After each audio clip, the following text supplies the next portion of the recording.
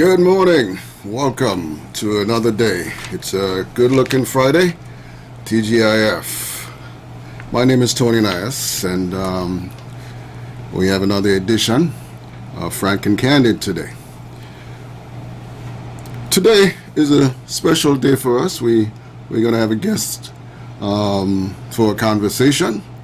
But before that, let me quickly talk about this day and say this day we remember Martin Luther King Jr., born on January 15th. Martin Luther King Jr., Baptist minister, civil rights leader of the 50s. Birthday today. Those of you in the U.S. will be enjoying a holiday weekend, Monday being the actual day that is being observed. All right, on this edition of Frank and Candid, where we always bring into focus the issues of importance to the people. Today, we will be joined by a special guest. Our guest this day will be Her Excellency Dr. Arikana Chirambora Kwao, MD, former African Union Ambassador to the United States. Her Excellency is current chair, and she's founder of the African Diaspora Development Institute, the ADDI. The ambassador and I will engage in a conversation about her organization on building the unification between the continent of Africa and the Caribbean. As usual, our conversation is carried live on ZIZ Radio, of course, ZIZ TV, ZIZonline.com, Facebook, and YouTube. So thank you for joining us. And as soon as I get the word that my guest is in, we will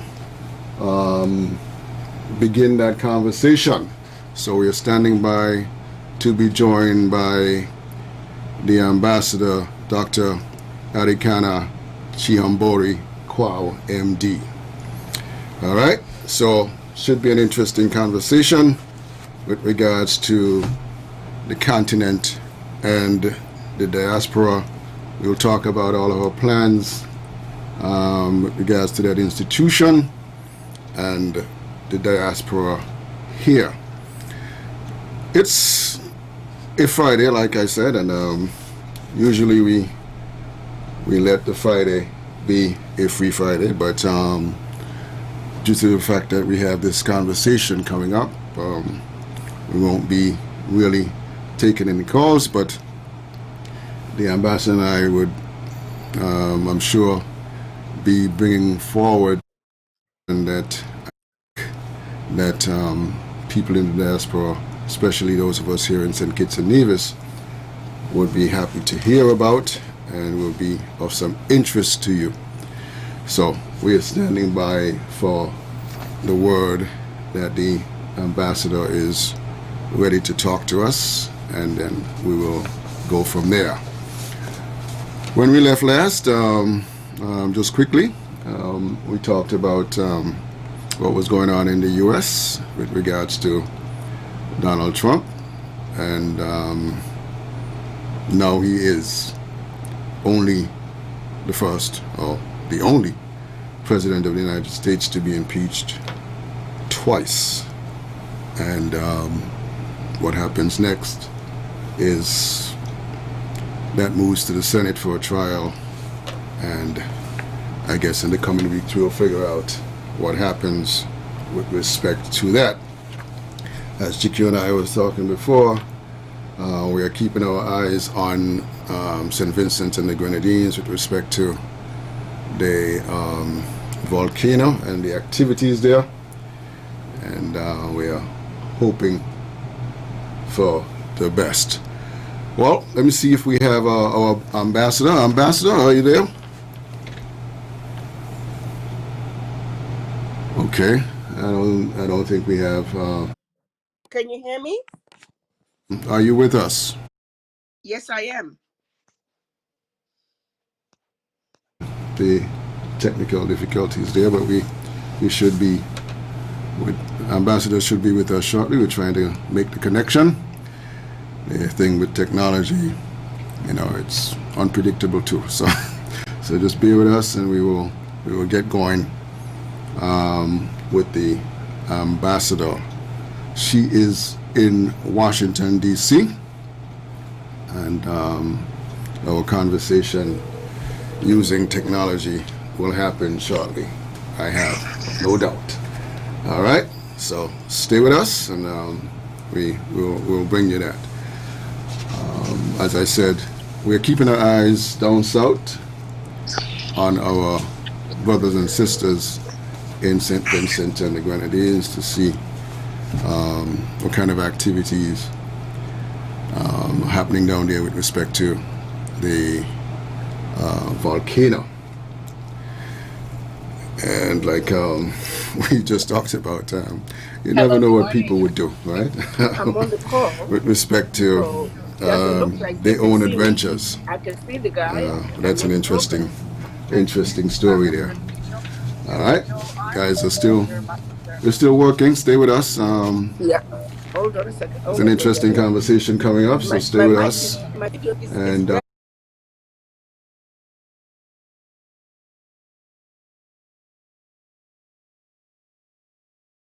not yet.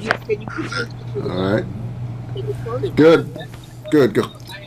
All right, we got some good guys working on this, so we will get it done. Okay. Hello. We will get it done. Good morning, Ambassador. Good morning.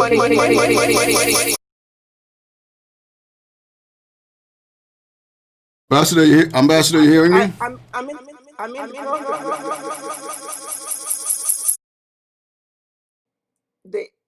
They can hear me. All right, I think we got that sorted out. Guys. Let me. I may have to. Yeah. Let me see. I had Ray call them.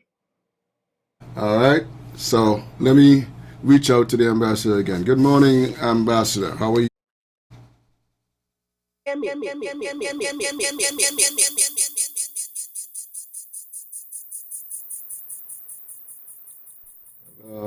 Some feedback there. I tell you what. Let's sign out and log back. All right, we're working on that. Here's what we're gonna do. Ambassador, stay with us. We're gonna take a quick break, sort this out, and we'll come right back and pick up this conversation. We'll be right back.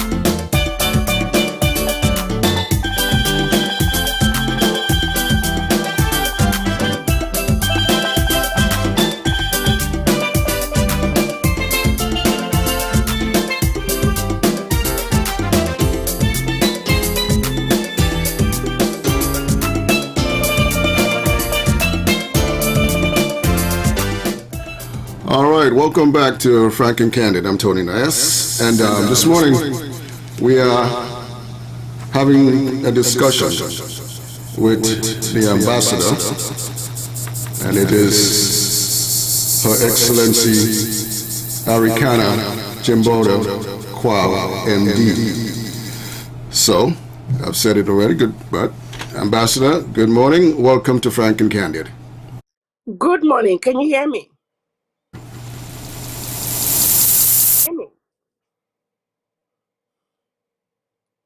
Hello? I'm hearing you. Go ahead. You have an echo when you speak. Okay, how are you doing?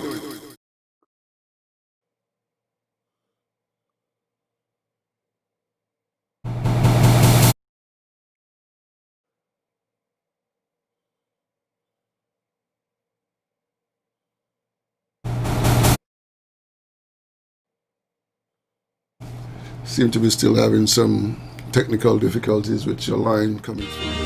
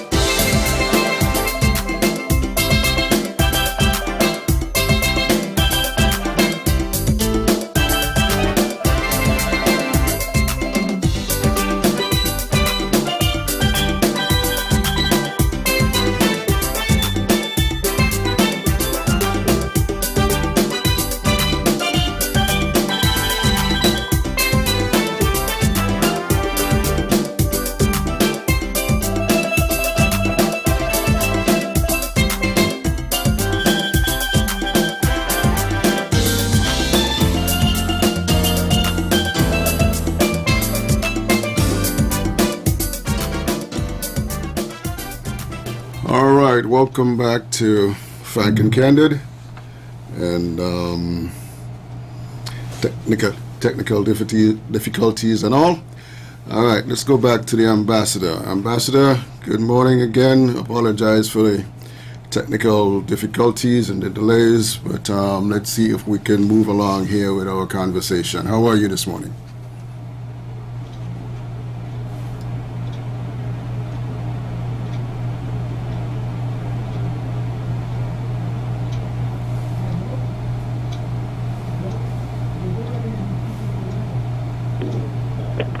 Okay.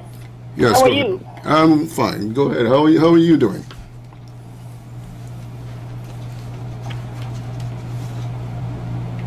Hello? Yes, I'm hearing you, Ambassador. Okay. But there's a lot of stuff.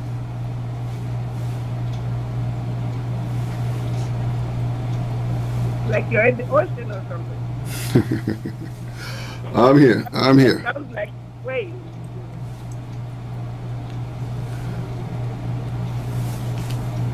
Are you with me? If I called you, Okay. give me the number to call in. All right. Let's see what the technical people have to say here. See if we could get a decision on that. Because we need to have this conversation. So we will have this conversation. Okay. How are we doing here, guys? Okay. Ambassador, if you can hear me. I can hear you. Okay, great. There's a lot of okay. There's a lot of stuff. Let's do this. For those of our audience who may not know you or know of your work, just tell us quickly a bit about where you're from and your journey, what it has been Okay. up to this point. My problem is, my son is, your voice is muffled and there's a lot of noise. Like there are a lot of waves behind you. So it's going to be a very difficult conversation. Okay, I got Can you. I call you? All right, let's do this. Stay on the line. Technical guys will talk to you, and we'll work that out. Stay on the line. Let's go for a break here. Let's sort this out. Stay on the line, Ambassador.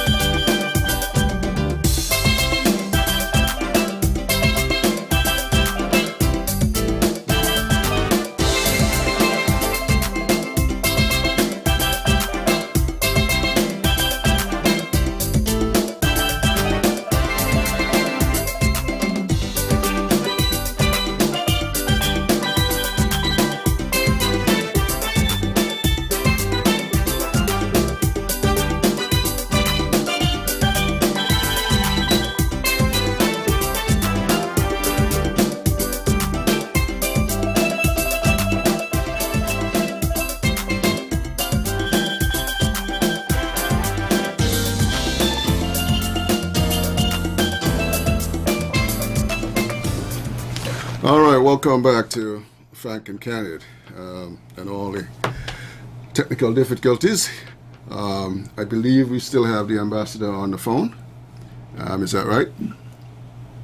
That's correct, yes. Okay, great. Sounds better as well.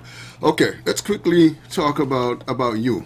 Tell me about your journey, just for those of our audience who may not. I was born in a village called Chivu in Zimbabwe. I came to the United States to go to college. I attended Fisk University, which is an HBCU. Attended the first degree in general chemistry and a master's in organic chemistry. And then went on to medical school, Meharry Medical College. Did my medical degree there. And then I did my initial residency at State University of New York in Brooklyn. That was 3 years of general surgery, followed by another 3 years of family medicine back at Meharry. Been in practice for 25 years, after which I was asked to be the African Union Permanent Representative to the United States. I was the ambassador for 3 years, up until from 2016 to 2019. And since leaving the mission in Washington, D.C., I started an entity called African Diaspora Development Institute, which is an entity that is designed to be the bridge between the African diaspora and the motherland. Okay. It's something that I realized during my tenure, that as we speak, there wasn't one entity that could represent the diaspora for the purposes of connecting with the continent and having a voice so we could participate in the development of Africa, united as the African diaspora. Okay. That's what ADDI is about, and that's what I have committed my life to do, to unite all people of African descent around the globe, who the African diaspora now classify as the 6th region and the African diaspora. Okay. Ambassador, speaking of the African Union, many of us in the diaspora know of, or individually may speak of, one of the 55 countries, but I don't think a whole lot of people understand that there is an African Union. I don't know why that is, but tell us about the African Union and your role. As a matter of fact, I'm understanding that you were at some point considering contesting for chair of the... That's correct. So That's correct. Where is that now? How is that looking now? Well, somehow my application disappeared within the African Union system. That's a different conversation. Okay. All right. That's a different conversation. So I take it Muhammad is still is unopposed? Yes, he's still running unopposed. Okay. The elections will be, the heads of state should vote first week of February. So I don't know if they're going to hold the summit in person or virtually, but that's when it's slated for. Yeah, he's still running unopposed. Okay. So that is democracy for you. Okay. Go ahead. So about the African Union, let me just kind of get everybody to understand fully why the African Union was created. The Berlin Conference of 1884 chopped up our Africa into the 10 little economies that we are today. Our Pan-African fathers, at the time of independence from the colonizers in the 60s, they realized very quickly that in order for Africa to progress, we've got to get rid of the boundaries that were intentionally created to see to it that Africa and her children are forever defeated and dominated. That is very important that people understand. The Berlin Conference mission was to divide up the continent in such a manner that Africa and her children are forever defeated and dominated. The Berlin Conference remains alive and well. So back in 1963, the Pan-African fathers, the new leaders of the independent African countries, came together at the invitation of Emperor Haile Selassie. They met in Addis Ababa, Ethiopia, to discuss the creation of an Africa that was integrated and an Africa that spoke with one voice, an Africa that has a single military, an Africa that had a single monetary policy. Unfortunately, when they went to Addis Ababa, Ethiopia, only 7 countries were the Pan-African group, who were the Casablanca group. They are the ones who believed in a united, integrated Africa. They were the minority. and sadly, they lost. The nationalists, who were the Monrovia group, they said, let's go slow with this integration. We often say Africa lost in 1963 when the Casablanca group lost. So every year in, year out, the leaders could meet and they will discuss the issue of an Africa that spoke with one voice, an Africa that was united, an Africa that was integrated, and year in and year out, because of interferences from the former colonizers, they were never able to reach a consensus to this day. The closest we have come to achieving the wishes of the Pan-African fathers is when the African Continental Free Trade Area was approved in 2018 and was launched early this year, sometime this January.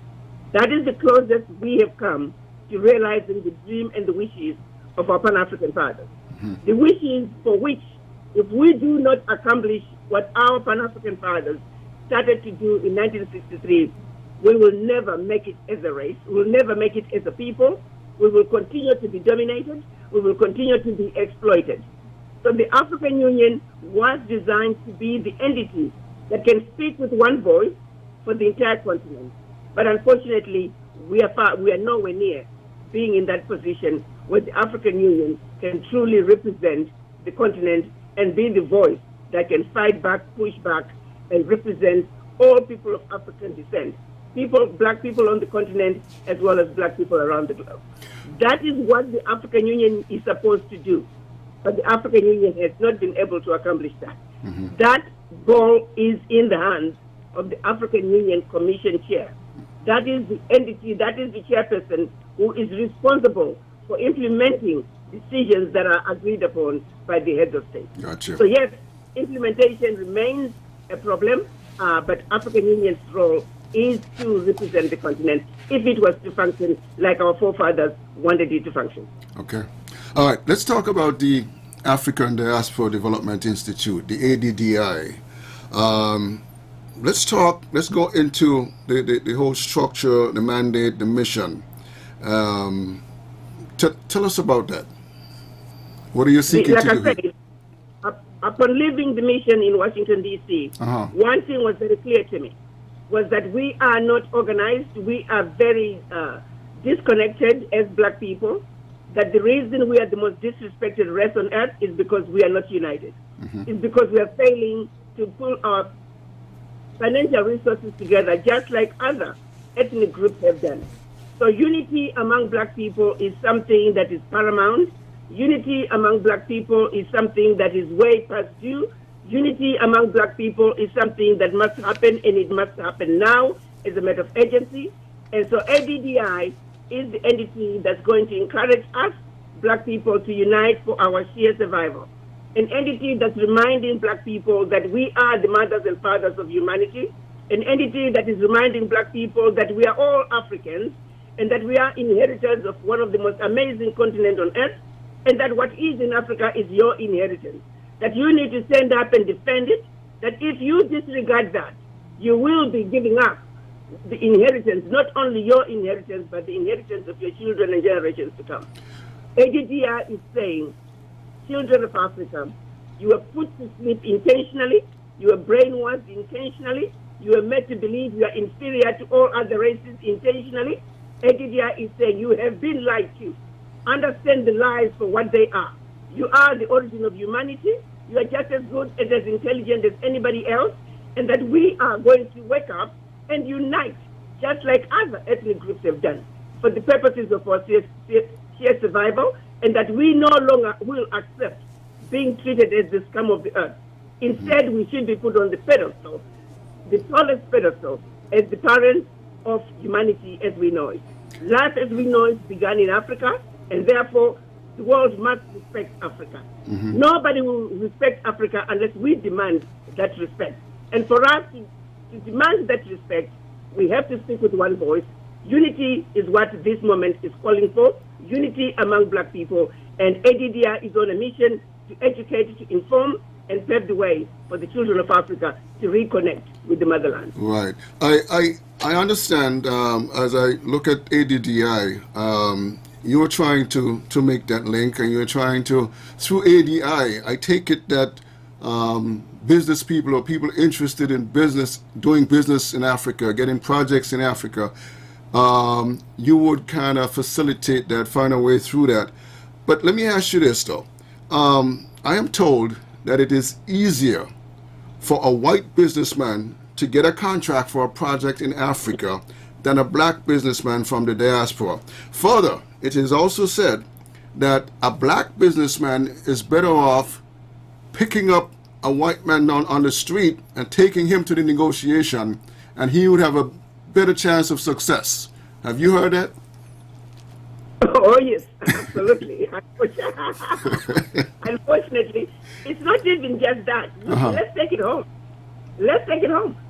Where you are right now, you will find that if you showed up in a restaurant, if you showed up on the beach with a white person, they're more likely to jump and want to wait on the white person before they wait on you. It is a disease. I was in Jamaica. I often shared this story that we were trying to go through a gate to a resort just to have a drink. And I was with my godson.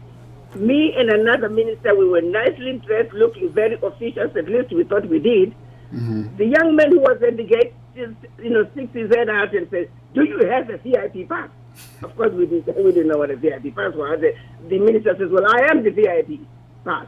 And the young man got really angry at us, started yelling at us and told us we have to pull outside and park outside the gate, and then we got to walk what seemed like half a mile to the resort. And so I told my friend, I said, "Okay, let's just park outside here. It's okay. We could use walk." We were now, keep in mind, we were driving this spanking brand new SUV. Behind me was my godson, who was driving some beat up Toyota that once upon a time was blue, now was brown, and it had a yellow door. They could not look any poorer. The car was beat up. They were putting on their jeans and t-shirts. Sitting next to him was his girlfriend, who happened to be white. So as we were parking outside the gate, we noticed my godson and in his raggedy old car, they were driving through. I looked at my friend. I said, "Did my son have a VIP pass?" And he busted out laughing, and he said, "Did you not see the VIP pass sitting next to him?" That's how bad the situation is. Yeah. It goes back to the disease. It's not just not being able to get a contract because you're black. It goes back to the mind. It's at every level. You walk into a restaurant, they would sooner wait on our white brothers and sisters and bypass you. Somebody who looks like their own mother, somebody who looks like their own father. The disease of self-hate, it was intentionally implanted upon us. Yeah. The missionaries, when they first came to Africa, they made us believe we are black like the devil, and that they were white like the angels. So the training to self-hate was intentional. Prior to the missionaries, prior to the colonizers coming to Africa, prior to slavery, we had no color. We were Africans. The issue of black and white wasn't there.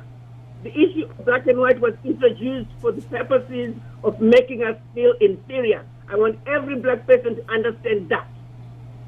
It was done for the purposes of making us feel inferior. They make us believe Jesus Christ was white. Jesus Christ is not white. Everybody knows that. They make us believe angels are white and like them. Who has been to heaven and seen white angels? Who has been to hell and seen black devils? And yet we were told the devil was black just like you, and we said, okay. And they told us the angels were white like them, and we said, okay. We have never questioned such horrible, horrible lies that goes to the core of why we behave in some really stupid things, the things that we do, because we have been brainwashed. We would rather go through the back door even when the front door is open. It's the sense of inferiority, the level of inferiority that is so deep. We must all accept that we are suffering from the serious disease of the legacy of slavery and the legacy of colonization. And until we are consciously aware of it and think about the dumb things we do every day, we're almost on automatic pilot of stupidity.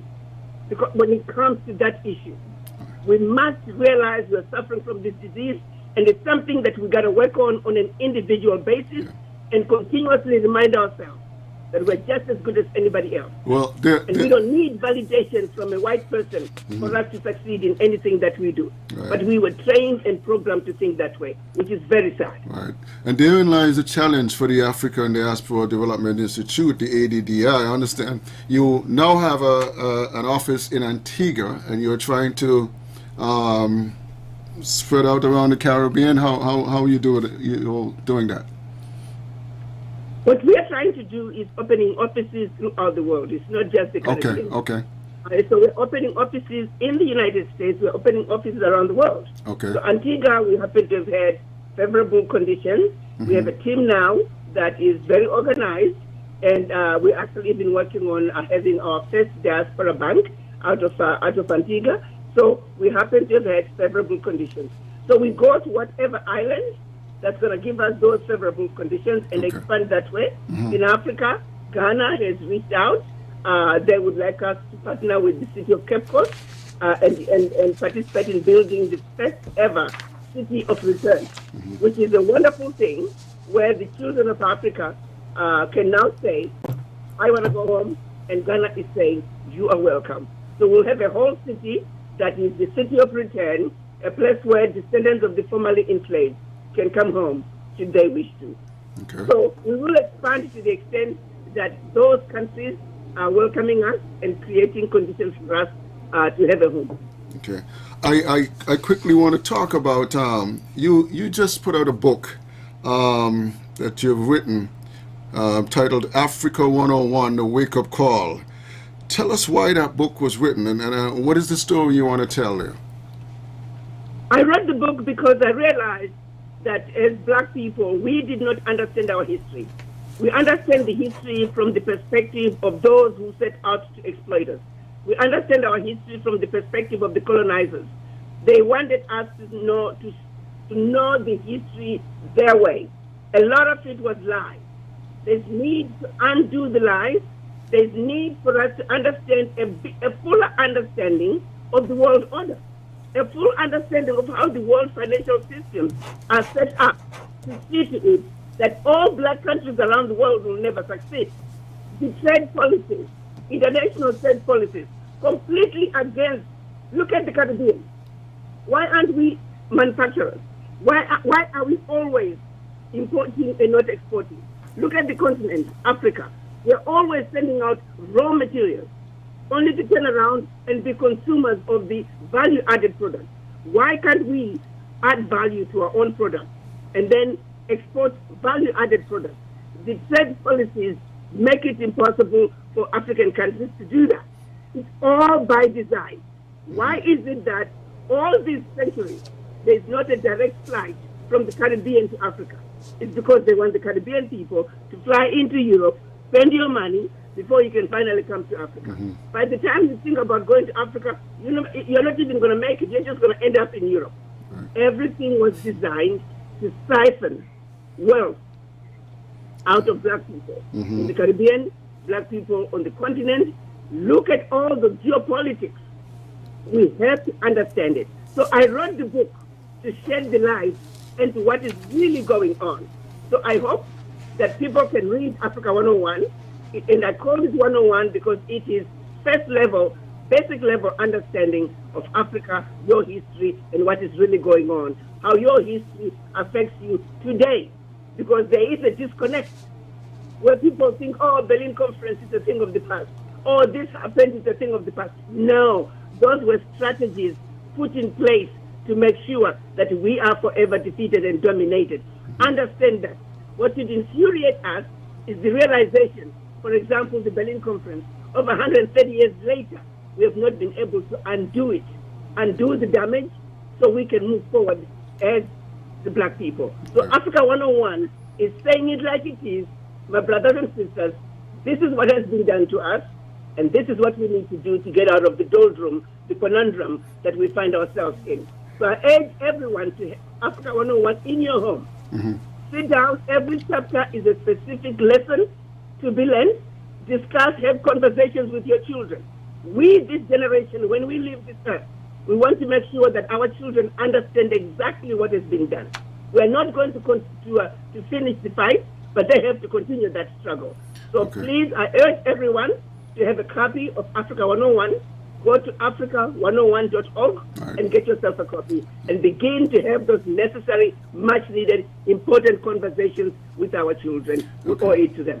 All right. Ambassador, and quickly want to touch on something that I saw some time ago, which is disturbing, and see where the ADDI could come into play here. There's an estimated 10 million plus Chinese that you welcome into Africa all the time. And yet there's some horror stories of Africans and their treatment that they receive when they live in China. Is the ADDI on this, and what can they do to resolve this? Again, it's back to an issue of awareness. We need to speak up to these injustices. Quite often we are waiting for somebody else to speak to these injustices. There is no reason why it's okay to have the Chinese in Africa, but Right. they gotta behave just like any other Right. guest in a country. By the same token, the Chinese need to realize Africans deserve to be treated the same way we are treating the Chinese in Africa. Now, the onus is on us as Africans. This is where we fail. You mistreat an African in China, guess what? We're kicking all the Chinese out. You know, we got to start taking some decisions here. What's right is right, what is wrong is wrong. You cannot intentionally abuse the Africans and expect us to welcome you in Africa. Some decisions need to be taken. I do believe the Chinese government is making some changes. I do hear from people that I speak to that are in China, the Africans, that things are getting better. So let's hope so. But we have a responsibility to continue to shed light onto these injustices and let the world know that we will not tolerate them anymore. Somehow the world is comfortable abusing black people and feel like they have the right to do so. And it's because we also have not been pushing back and complaining and fighting. But we have our Africa, and our Africa needs to make it very clear that you cannot abuse an African outside Africa and think you can get away with it when you come to Africa. We have to take a position, and we will Yes. continue to speak to the injustices wherever they occur. So we have a responsibility to shed light and complain and demand that we be treated equally. Ambassador, I see why they call you a powerful African woman. There's a there's a quote I saw some time ago, and I want to get your take on it. You are a diplomat, but it is said that when you start talking about the real issues facing Africa, there's nothing diplomatic about you. You agree with that? Well, I have to agree. But listen to this. Our situation, let me keep it very simple here. Right. These invaders came to Africa. They moved into our house, which is Africa. Mm-hmm. They forced us to be slaves in our own home. Those are the We make hunters. a meal with our own food. Right. We leave them sitting on that table to eat a 10-course meal that we would have prepared for them in our house with our own food. And then we go under the table and we wait for them to drop off a few crumbs. While we are under the table, they want us to have a diplomatic conversation. How? How do I have a diplomatic conversation from under the table as a slave and my master, who is occupying my home, is dictating? How do we have a diplomatic conversation? The things that are being done to Africa are so horrendous. You tell me, how do you have a diplomatic conversation with the museums throughout Europe that are carrying stolen goods from Africa? What kind of diplomatic conversation do we have? You stole those artifacts, bring them back. That is diplomatic. I am not going to beg you to give me back what you stole from me. We have museums with remains of Africans who they murdered to this day. And we have to have a diplomatic conversation to get those remains back so we can give our ancestors the proper burial. Give me a break. This is what we are being reduced to do as Africans. It's ridiculous. What's being done in Africa would not be tolerated, not even for a minute, anywhere else. Okay. To hell with diplomacy. Got you. Until we are equal. Until we are equal, there cannot be a diplomatic conversation. But in my case, simply asking for them to treat us fairly, that is diplomacy. Okay. All right. Because what is right is right. What is wrong is wrong. Mm-hmm. Africans must be treated fairly. It is just that simple. What's good for them in Europe should also be good for us in Africa. Ambassador, Ambassador, with all the technical difficulties, I mean, this is an interesting conversation. We're going to have to do this again. Can you leave us with a message? What message you want to leave us, or leave the diaspora as we leave here today? The children of the diaspora, I ask all of you to please wake up from your slumber of over 400 years. You are the most beautiful, intelligent, sophisticated, highly adaptable, and totally indestructible people I know. Stand up and be counted. Let the world know once and for all, the children of Africa can no longer be disrespected. Enough is enough. Enough. And don't forget the wake-up call. It's the book by the Ambassador Arikana Chimbora Kwao, MD. And I believe it's on Amazon, Ambassador? The ebook is on Amazon, but if you want the autographed hardcover or the paperback, you go to africa101.org, and I will autograph the book for you and send it to you. Great, great. Okay, we will have more of this conversation because we have a lot to touch on when it comes to the African diaspora. And I thank you, Ambassador, for joining me today. Apologize for all the technical difficulties, but we'll make it up to you at some point. All right? Thanks again, and have a great day. Thank you for having me. You're welcome. And that's going to do it for me today on Frank and Candid. Thank you for joining me. I'm Tony Nias, and have a great weekend, and we'll talk again next week.